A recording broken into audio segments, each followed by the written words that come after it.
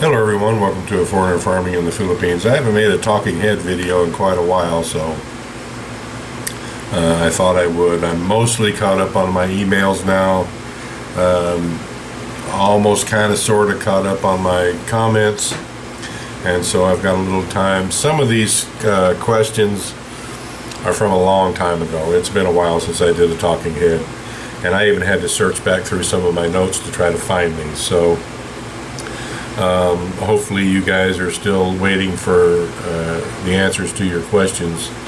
And I haven't been doing a lot of talking head videos because we've been doing live streams, and I've answered a lot of questions there. But these are some specifics, and I would like to say that if I read a comment and it was particularly interesting and something I thought that everyone would want to know about, oftentimes I didn't answer it, but I would just write down a note to put it on a talking head video. And so if you feel like you've been ignored, that wasn't the case. It was just I had other plans for your question. So someone asked, and I'm not going to be giving a lot of names here, someone asked the amount we're feeding the pigs. Generally, the adult sows are getting 1.5 kilos a day. And a lot of this is based on what we were feeding them when we had sacked feed. We have been, as you know, we've been financially challenged of late and have been doing alternative feeding with other things. The sacked feed, we were giving the bred sows 1.5 kilos a day, and that seemed plenty for them.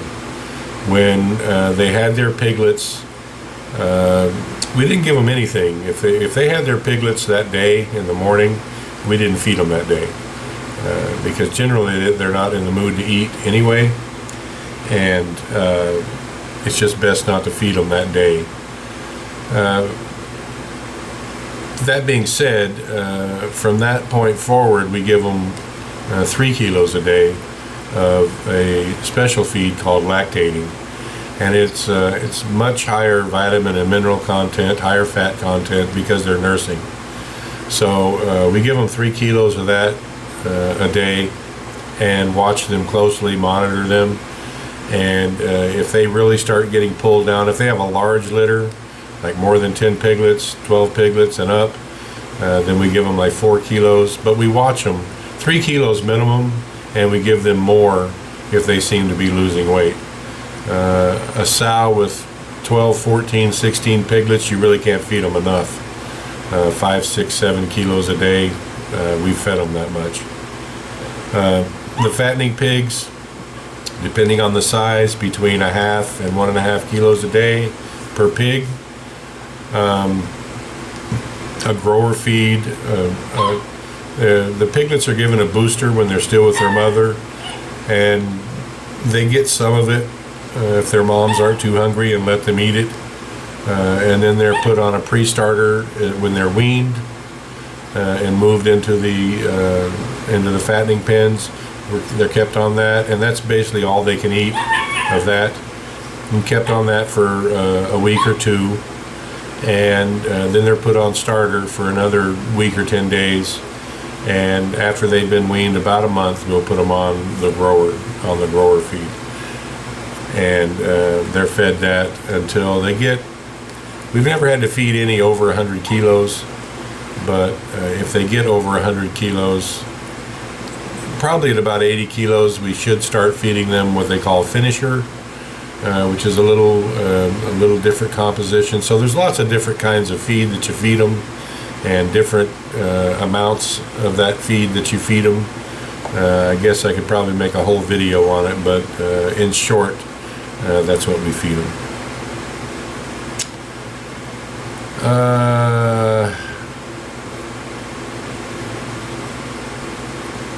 Someone had made a suggestion that we could, because our road is so horrible, and it may have even been the person who goes by the handle Whisper Woman, I can't remember, had made a suggestion that we go around to all the folks here and see if they'd like to chip in to have our road upgraded a bit.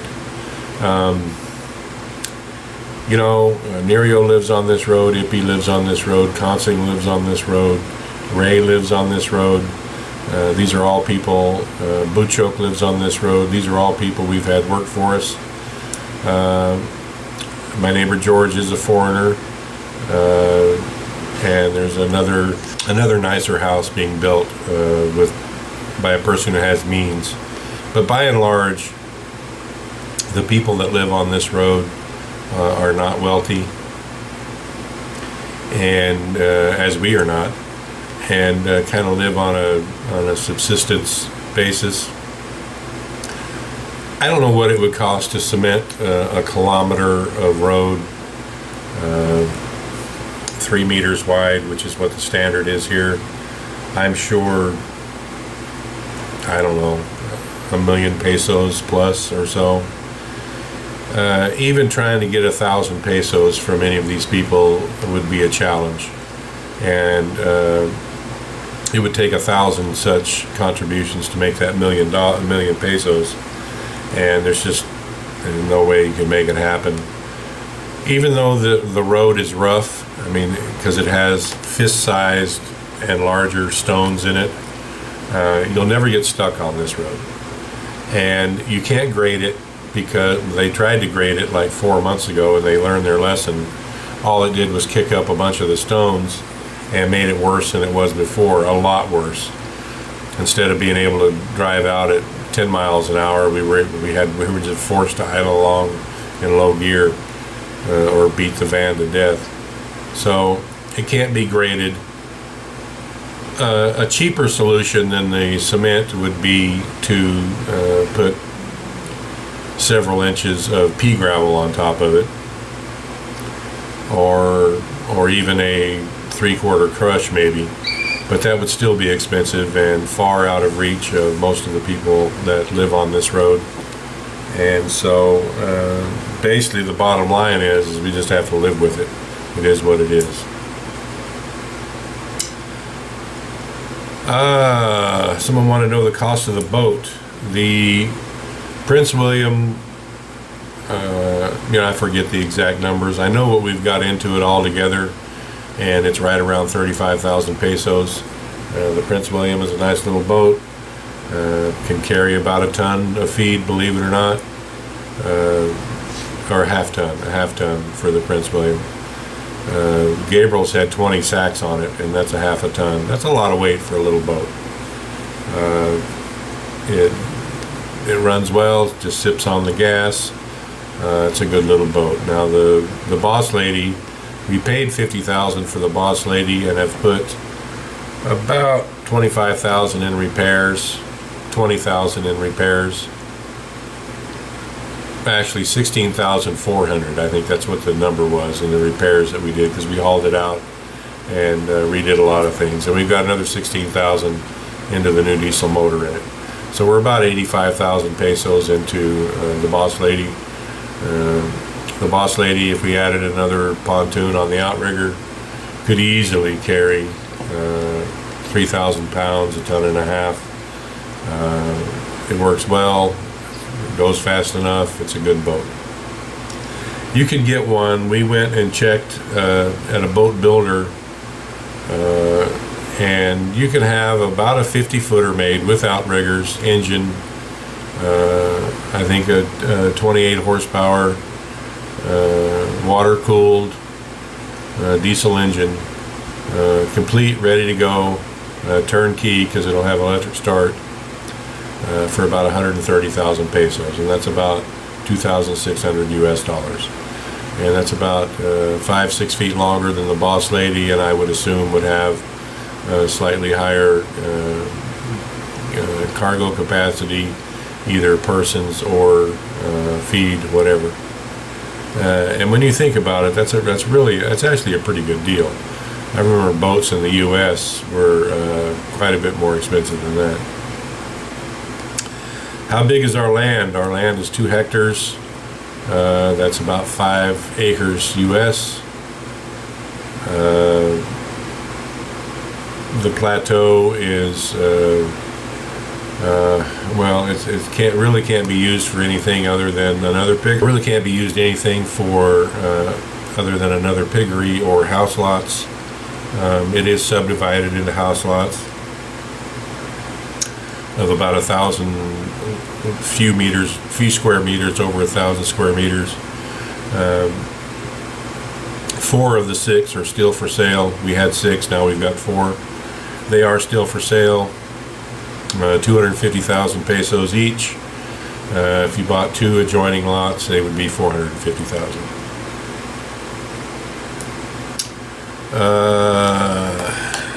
That was an old page. Now we're going to turn to this slightly newer page. Someone has suggested oysters and mussels and whatnot. Richard sent me that oyster rope, and I haven't gotten the let's put it this way, the instruction manual that goes with them. Our friend Lynn of Lynn and Anthony has family here who farms shrimp, crab, mussels, and whatnot. And right before all this lockdown happened, we were going to go visit their operation, and I was going to do some brain picking and see how they do it here and how we may be able to make that happen for ourselves. Of course, then everybody went on to lockdown, and Lynn had a miscarriage and lost her baby, so that's probably not, I'm not going to be able to go over there for at least a month probably. So if anyone has any information, like a video or a link to a video on mussels, I'd appreciate it. And now we're getting back to the more recent ones. Someone wanted to know the cost of shipping. Balik Bayan versus container. I shipped everything over here via Balik Bayan box. I think I sent 7. And so that was $700 in shipping. The container costs are basically the same from anywhere in the world. They can go up a little bit if you're a little farther away. I know of people who've sent them from Australia. 2 different people who sent them from Australia, and it was pricey. But of course, you can fit a lot of stuff in a container. I think Mitch paid like $6,000–7,000 US to have his container shipped here, but then he ran into a few little problems at the port and had to pay some extra, if you know what I mean. And so he was, I think he was like 10,000 US into getting his container here. Whether or not it had $10,000 worth of stuff in it, I don't know. He had his motorcycle in there, all his tools. I guess it was worth it for him. It depends on what you're wanting to ship. If you have large tools that you just can't live without, then put them in a container. If you have furniture that you can't live without, put it in a container. But if you have small hand tools, things like that, ship them in a Balik Bayan box. The thing with shipping things in a container, valuable stuff, large things, is that you're going to have to pay VAT tax on it when you ship things in a container.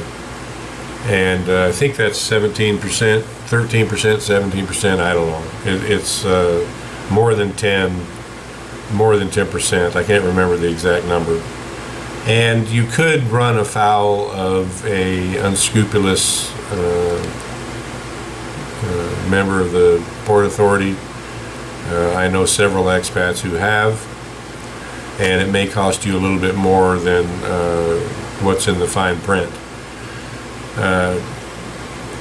The great thing about Balik Bayan boxes is that there's no VAT tax, there's no weight limit. Whatever you can stuff in that 2-foot square box is acceptable. Best things to ship, tools, even your 110 power tools. You can get a converter when you get here, and they're usable. If I'd known that converters were so easy, I would have brought my good skill saw with me. I would have brought my drill press. I would have brought my angle grinder, my chop saw. There's a lot of stuff I would have shipped over here if I'd known that transformers were readily available at a reasonable price, but I just didn't know.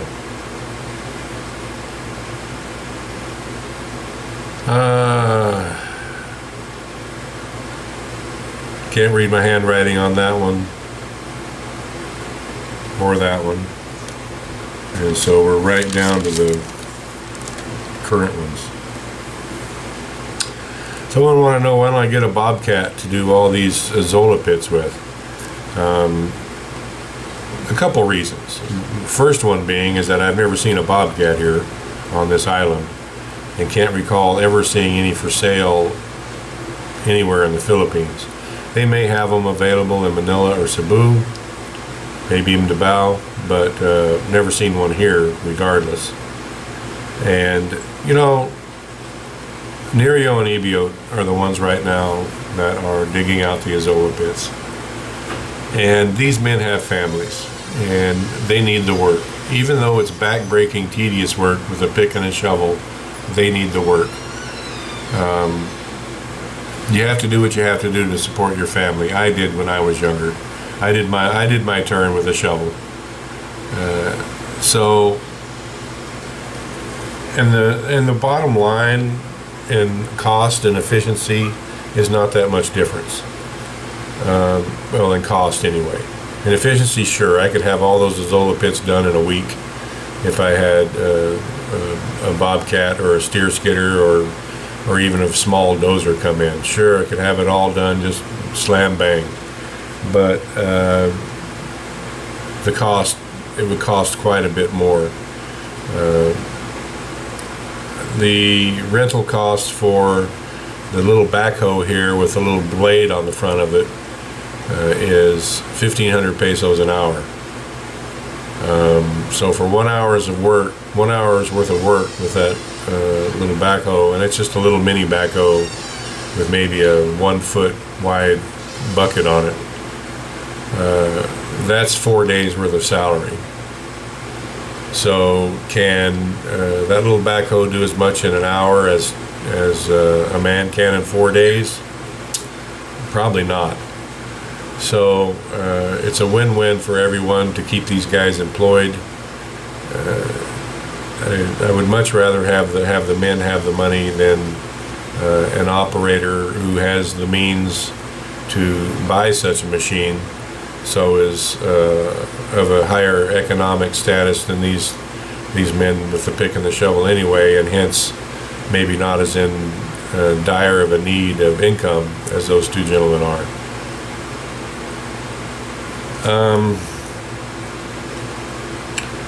Roland wanted to know the cost of the cost and availability of the barley. The barley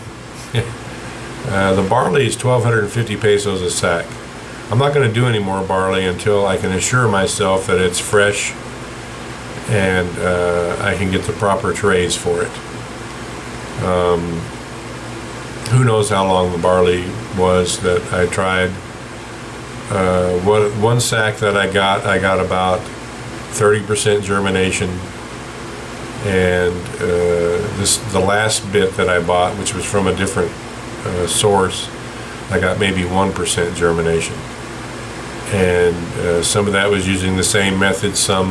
I've had all kinds of suggestions: more water, less water, more light, less light, higher temperature, lower temperature. Experimented with all those and didn't get any different results in any of it, no matter what I did.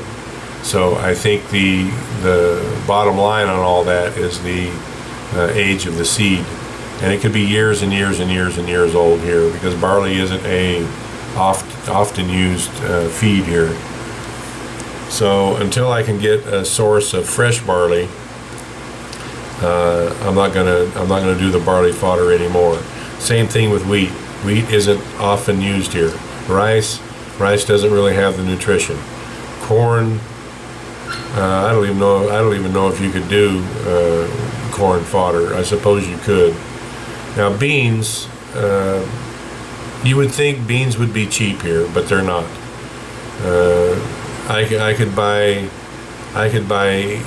feed good feed much cheaper than I could buy the beans and sprout it. I don't know why beans are so expensive here. They just are. So I won't be doing bean sprouts for fodder. What else we got here? Nicholas wanted to know. Nicholas has a place in. Nick. I'm trying to remember, in New Guinea. No, not New Guinea, but. Nicholas, I'm sorry. I can't remember exactly where your proposed farm is going to be, but he was wanting to know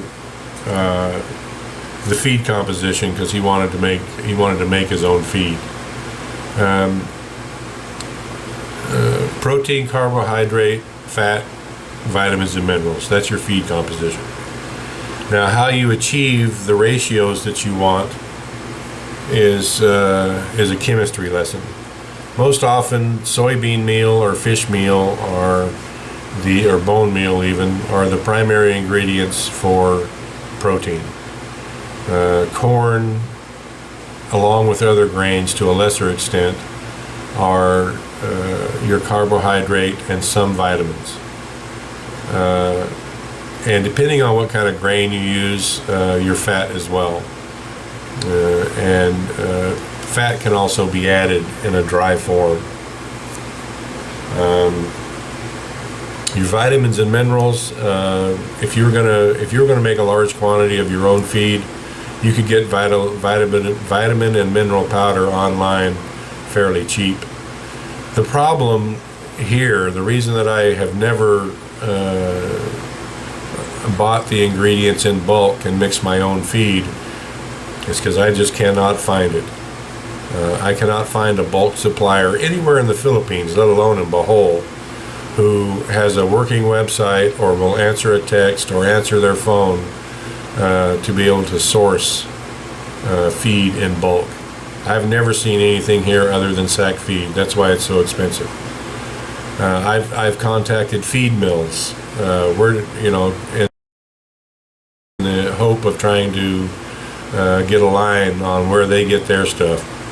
Nobody answers their phone here. The phone number is never the same as it is on their Facebook page or their website. People here change their phone numbers like they change their clothes. I just have not been able to find a source for any of the raw ingredients: soybean meal, corn, wheat, barley, oats, any of that in bulk. And if I did, then the hurdle would be to get it onto Bohol.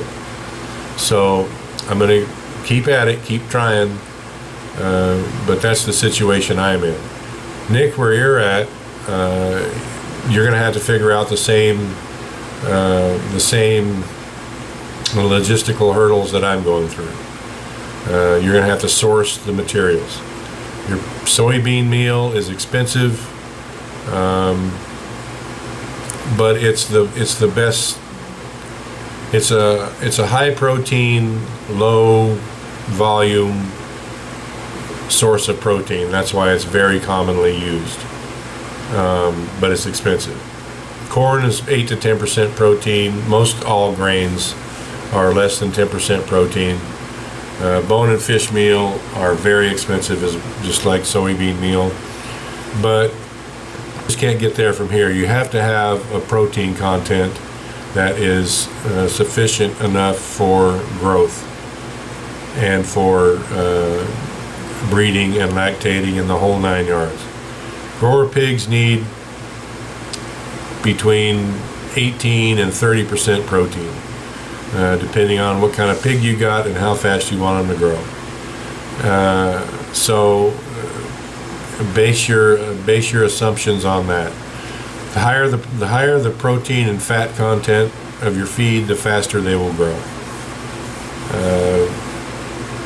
I would suggest to you that you explore every possibility other than sacked feed or even buying feed in bulk and mixing your own feed. Every alternative food source that you can think of. Plants that are native in your area that you can supplement their diet with.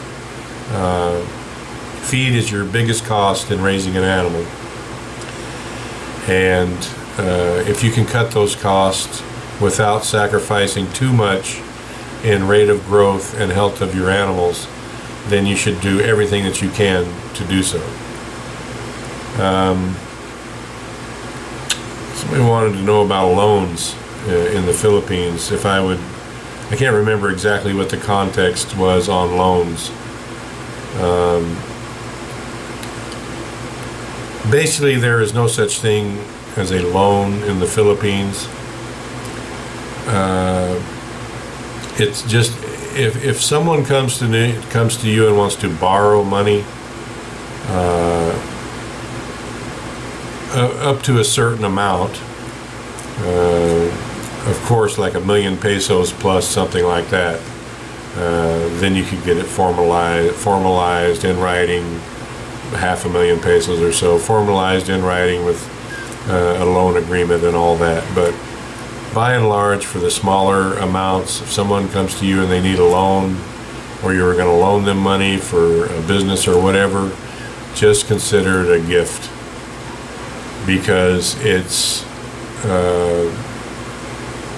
not only is it part of the culture here, that the perception is, well, if you have enough money to loan out, then you don't need it back, right? And it won't hurt you a bit to do without it. That's kind of the mentality here. So you have to be very careful about loaning money. I've been burnt many times. I learned this lesson the hard way. With the people that I ran around with in the United States, if you borrowed 10 or 20 bucks from somebody, you paid it back to them.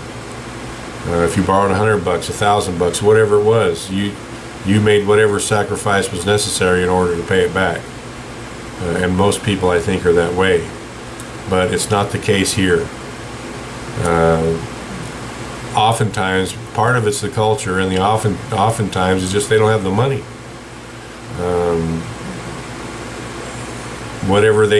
If they needed to borrow money to bring in a rice crop, they bring in the rice crop, and they still don't hardly have anything to show for it. Or they want to open up a sorry store.